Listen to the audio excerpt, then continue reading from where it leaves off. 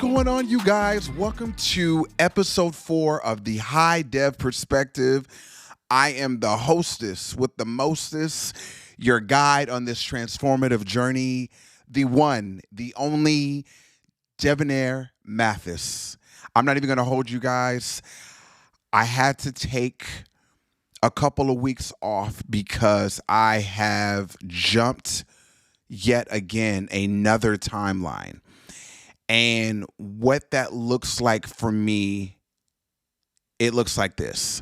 If you had listened to episode 3, that was me coming from a place of breaking silence. That was probably the top of the darkness and shadow that I had been holding on to from past realities of this vessel. Because I have now exposed the truth within that, I found that my reality now has been entirely different. Okay, so what does that look like? Well, it looked a little something like this. I'm now in a space to just experience what they call the human experience. I have now let go of all past versions, everything that has been hindering me in my life, the ancestral trauma that I've been carrying on that was also rooted into my DNA. And I have now addressed it, and I have released it, and I have now let it go. And so because I have now done that, I am now walking into this new reality where things are just a little bit different. And one thing that I can tell you is it's not only the synchronicities that are coming in on a day-to-day basis, it is now manifestations that are coming in quicker. It is pure unconditional love and light. And this is new for me. And I am extremely grateful. I'm very happy. I had to sit and process what this looked like. And immediately after I said what I said in episode 3, I kid you not, I experienced this new reality within 24 hours. I just feel as though I'm just here. I'm just present. And I am now in a space where my past and everything that I've done then is just what it is. It's my past. And I am in a space where I can talk about it freely and not let it be me or this direction as to where I'm going now, because it was a past version of me. Everything that I've experienced in all of my past versions are now on the forefront. They are now on this platter. And it's just me having conversations and experiences, sharing stories of all these things that I've done and what I did to get myself out of it, because I'm no longer those versions of me anymore. And so because of that, now all I do is just radiate from a heart space.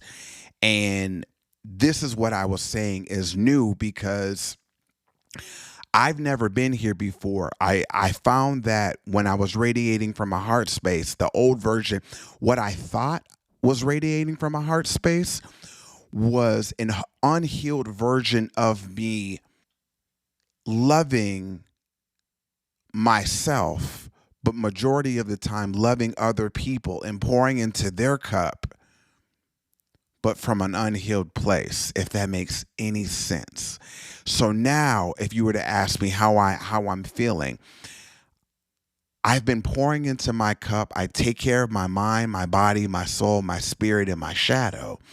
And I now walk with both of these, I have a balance of both of, my light and my dark, and I can carry it with me.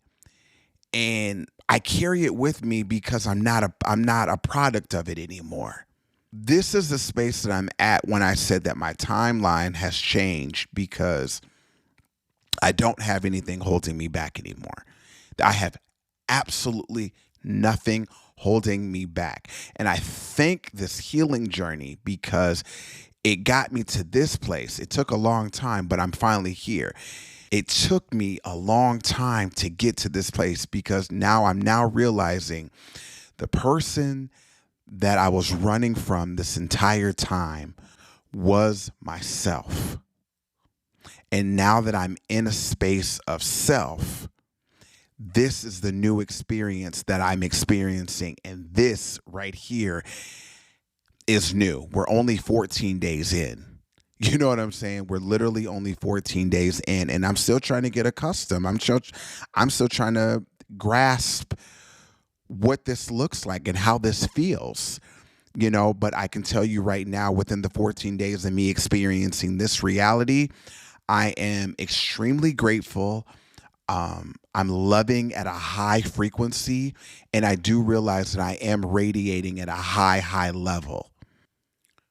It makes all of the sense as to why I was supposed to put the high dev perspective on hold, because I wasn't finished doing the work that was necessary in order for me to speak at what I now would confidently say a mastery level as far as this healing journey, because I was still holding on to one part of me that I experienced in a previous version of myself.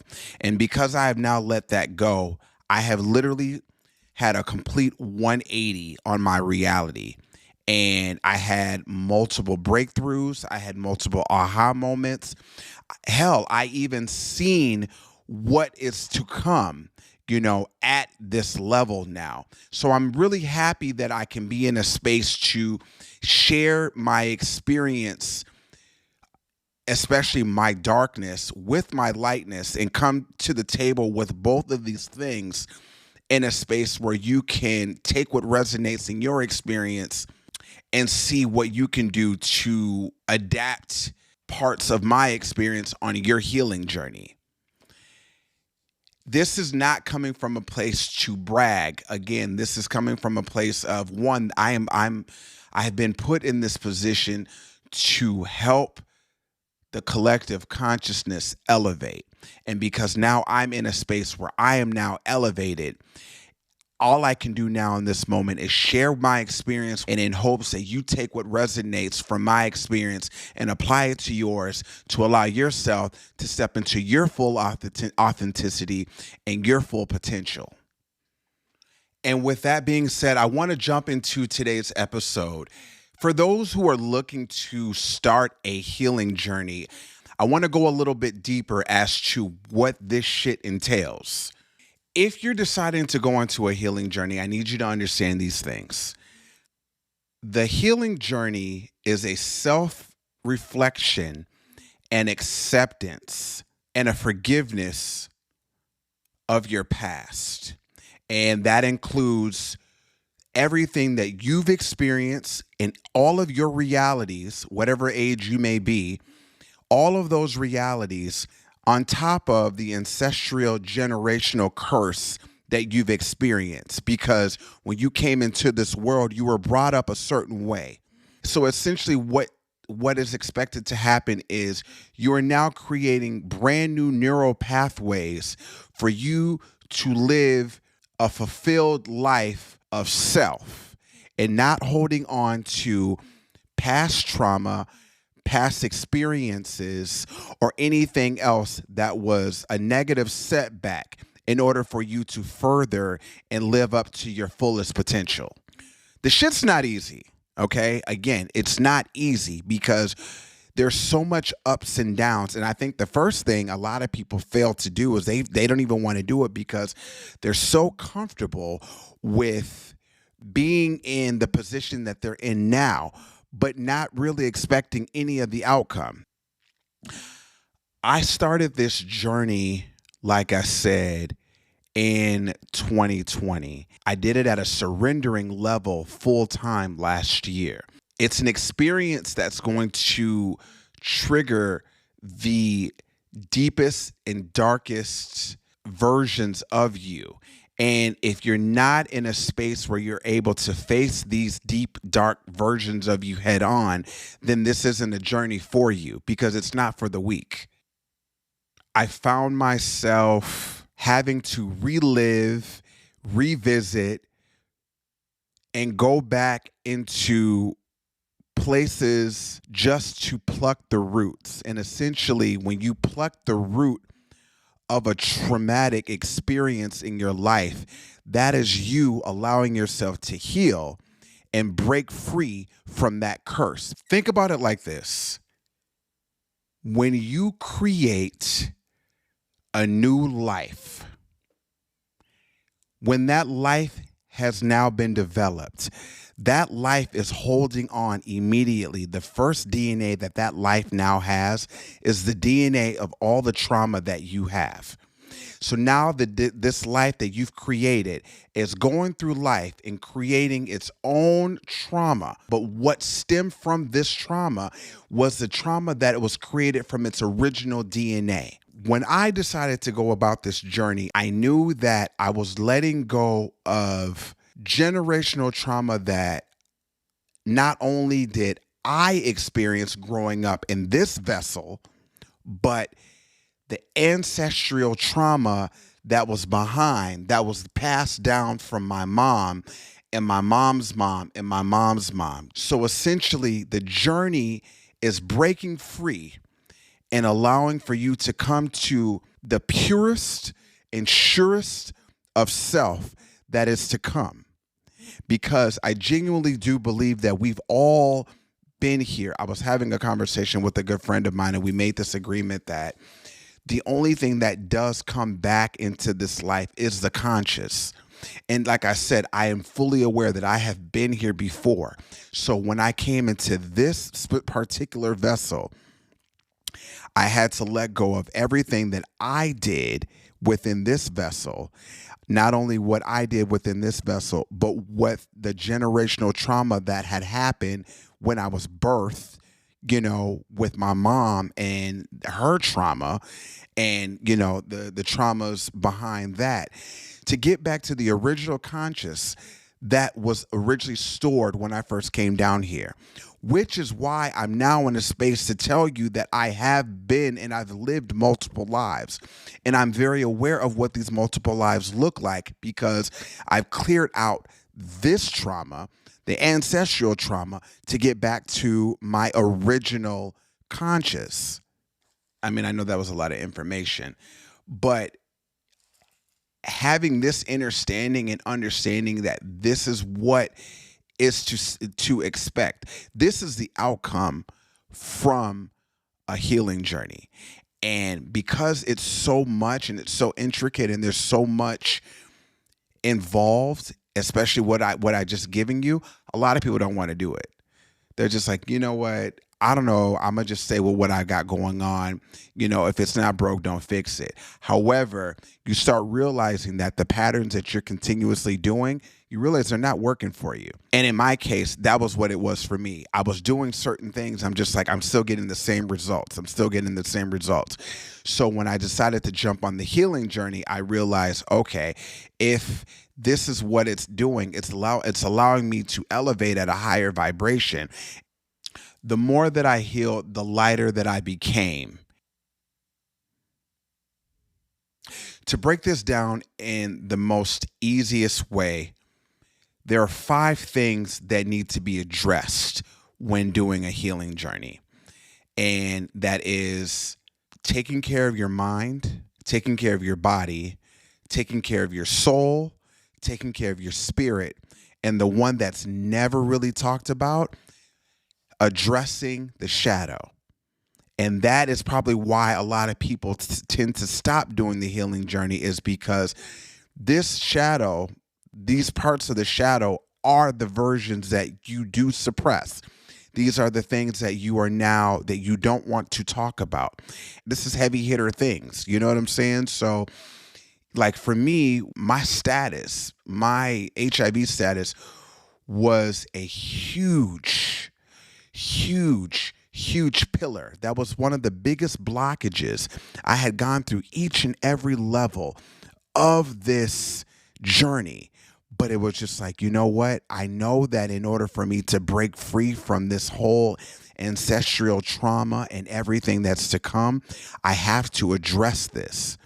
And so, which is why it made sense why it was, like I said, the last thing on my healing to-do list, if you will, that needed to be addressed. But I'm thankful that it was the last thing that needed to be done, because all of the things that I did within the journey got me to a level to confront this in a way where I was able to talk about it head on and break free from it.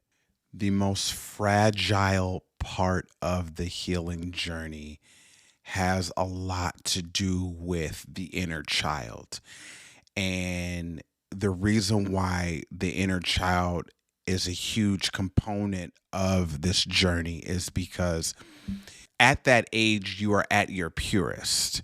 So any decision, any choice that is made as you grow up and develop into the person that you're supposed to be, there's a lot of reflection as to who that was. And a lot of it tends to be forgotten, swept under the rug.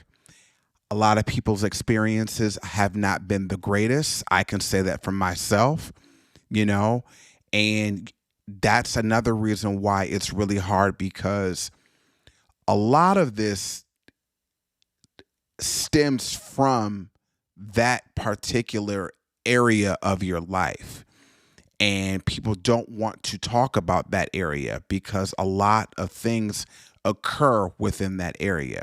For me, I've experienced a lot within this area. So it was a level of me going back into that and facing these things full front. It's wild enough. There has to be some sort of forgiveness, because the forgiveness is you changing the narrative as you are this adult version of who you are now, going back into that inner child and forgiving that version of you will allow for you to release and continue on a new pathway, which again was what I'm talking about with neural pathways. Continue on a new pathway along your journey to help you elevate. Whereas if you don't do this, as a result of that, you're holding on and hindering on to something that is blocking you from your highest potential. This is a fragile part of the journey because it's probably the most traumatic for a lot of people, me being one. So for me to go back and relive these experiences that I've let go, I actually haven't let them go, because I found that some of the choices that I were making now as an adult stemmed from these particular experiences in my childhood. When you do go into that part of your subconscious or conscious mind, if you will, I do say go in with grace. Give yourself a lot of grace and give yourself a lot of patience. This whole entire journey needs to have both of these components. There needs to be a lot of grace and there needs to be a lot of patience. And this isn't something that you want to just rush into, because this takes time. Like I said, I can't stress this enough. I've done this. I'm going on 4 years now.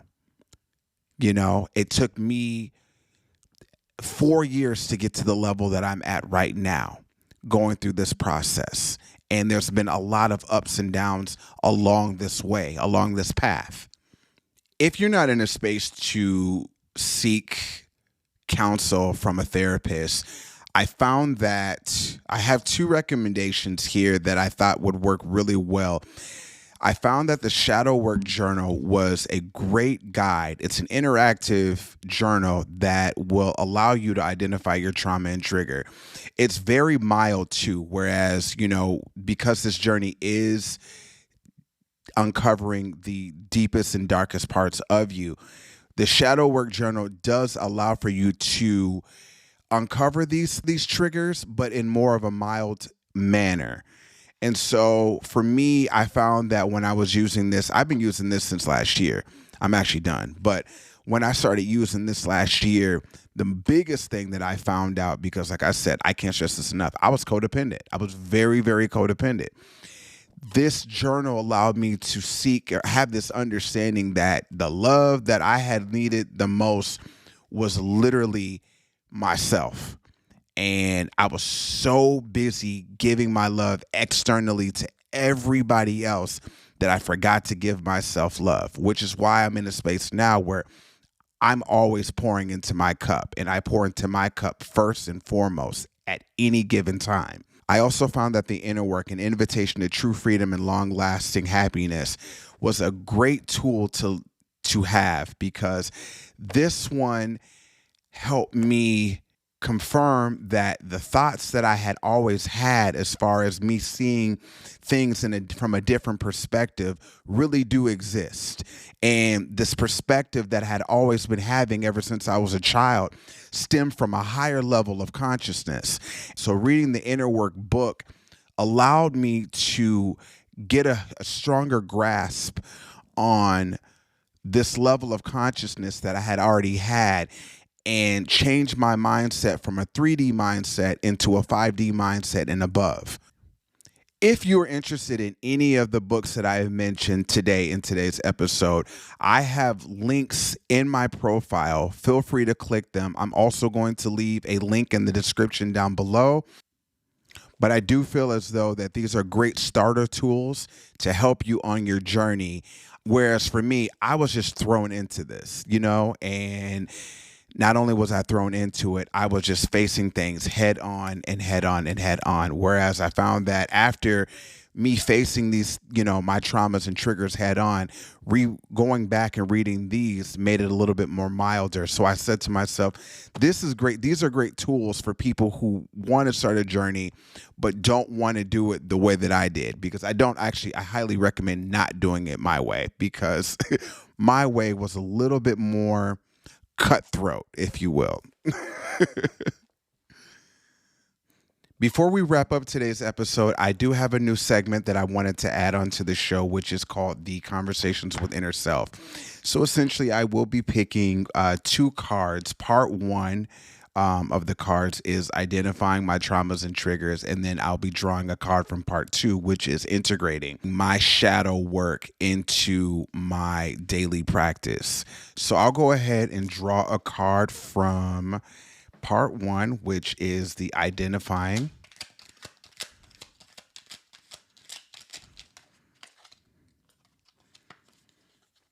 Closest friends. Who were your closest friends growing up? I grew up with a lot of females. A lot of my friends were females. I had like a few male friends, but I found that I don't know. I don't know if it was because I'm a divine feminine, but I found that some of majority of all of my closest friends were all of females. We're all females. And I'm actually grateful for that, because I learned so much, because of the intuition that a woman has is much more stronger than a man's. And I mean, I'm just gonna say it, but it's the catapult that helps rise, the divine masculine into who they're supposed to be. And so I learned a lot of wisdom through women. And I don't take that for granted, which is why I have this high level of respect for women.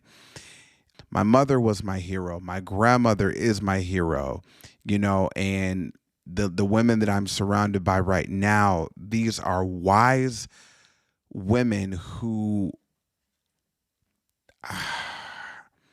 I mean, I can go on and on and on and on. At the end of the day, I'm just going to have to say that it was women, because again, I learned so much mentally from a woman. Okay, so let's do part two, which is the integrating.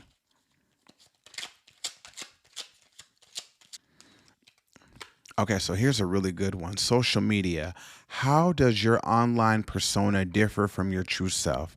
Could this discrepancy reflect parts of your shadow self? Absolutely not, because the version that you're getting of me right now is the version that I am outside of social media. I am operating from a place of transparency, authenticity. That's what it is, transparency. I only can operate from a place of transparency now. Like, I'm allergic to pretending to be something that I'm not, unless I'm acting, of course, like, in a movie role.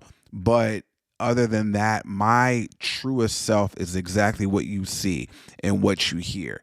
I mean, I definitely shoot the shit, don't get me wrong. But at the end of the day, conversations typically need to be at a high level for me to keep me intrigued. That's for damn sure. Otherwise, if we ain't talking about nothing, I'm checked out, respectfully. But aside from that, no, I would honestly say that the version that you see right now is the version that you get outside of social media. I mean, I definitely like to have fun, and I showcase that and I portray that. If you have my social media, you already know that I genuinely don't give a fuck. And and it's just because I'm just in a place of freedom, and I'm in a place of play. And in fact, I really like the fact that the social media aspect of my healing journey has allowed me to break barriers from myself to showcase versions of myself that I had been hiding from the world. And now I'm in a space to show these versions to my platforms, Instagram and TikTok and whatnot, and just have fun. Ladies and gentlemen, that is going to wrap up today's episode on Healing 101. I want to thank you so much for being in a space to receive. And I am genuinely excited for you to embark on this journey with me. When I tell you that it is transformative, it is enlightening, it is probably one of the best things that you could ever do for yourself. I can't stress enough how much of a contribution that you are doing, allowing yourself to break free from generational curses is it's it's eye-opening, and I am a living experience of it. I am living proof of it, and I wouldn't trade this for the world. And if I can help just, impact one person's life, I mean, honestly, then I've done my job. If you like what you've heard, please consider following me on your favorite podcast platform. I am now on Spotify and Apple Podcast. Feel free to reach out to me on social media, and the handle is the High Dev Perspective, and that is on Instagram as well as TikTok. Please like and subscribe to me on YouTube, which is the High Dev Perspective. And if you have a question that you want me to answer on the show, please reach out to me at thehighDevPerspective@gmail.com. And I might feature your question on the next episode. Okay, I will see you guys next motherfucking week. Bye.